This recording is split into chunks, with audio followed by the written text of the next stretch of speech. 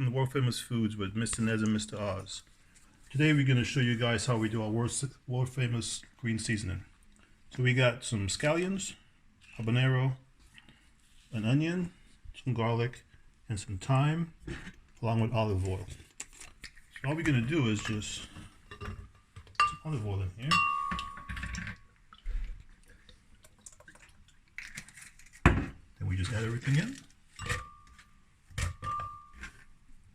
Kind of play by taste. Okay, of course.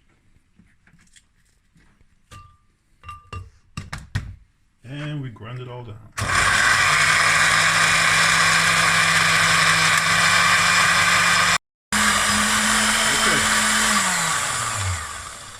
Okay, I think we're, oh yeah, we're done.